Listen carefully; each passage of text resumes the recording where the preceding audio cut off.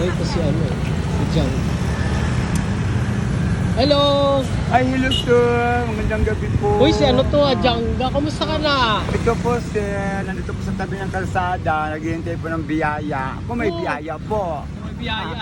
Oo po. So, kumusta ka na mula nung ano, nung wala ka na kay Diwata? Para pong nahirapan po maghanap ng trabaho. Siyempre may edad na po ako ngayon. Tapos Ilang taong ka na ba? 59 na po ako. 59. Magsi-60 na po ako ngayon sir sa December 18. Eh, ngayon po, So, mula nung umalis ka kay Diwata, ano na yung naging hanap buhay mo? nangangalakal na lang po. Saan ka na nalalaman? Diyan po sa dagat, sa likod po ng amazing.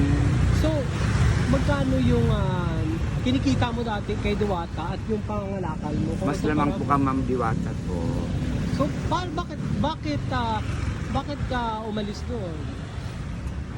Nagkaroon po ng problema. Naalala po po yung mga nakaraan namin na hindi magaganda.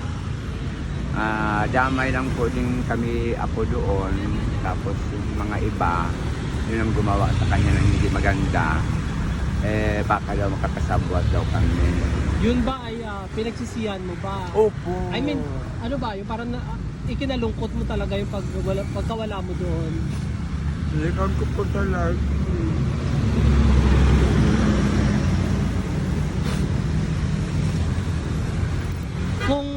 Kung may wish ka, kung makakabalik ka, gugustuhin mo.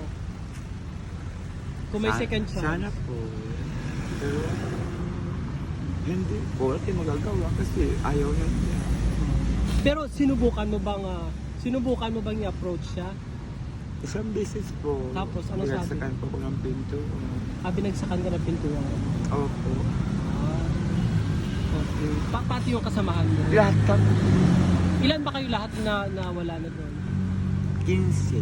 15 kayo yung nawala doon? Lahat mga bago na mga mukha nga dyan dito. Ayun, oo. 15 po kami lahat dyan. So ngayon, kung nakikita niya kayo ngayon sa hindi na kayo pinapansin. Wala na. Hindi na po. Kahit po dito po, kapag titingnan lang kayong ganyan, Oo. lalabas yung mga lahas niya. Tapos, wala. Actually, hindi lang naman kayo ang hindi lang naman kayo ang nagagano, di ba? Ang daming ang kalat na ganito. Marami, pero masakit po ang loob namin. Siyempre, Sa 2004 hanggang ngayon, magkakaibigan po sana po kami. Pero parang parang nilayuan po niya kami. Parang dati yung walang-wala, tutulungan kami. Lahat sa dagat. Paano yung ulam, salo-salo kami. Kahit pagpag na manok, mga istang lumalapinan dyan, pinapaksiw pang ano.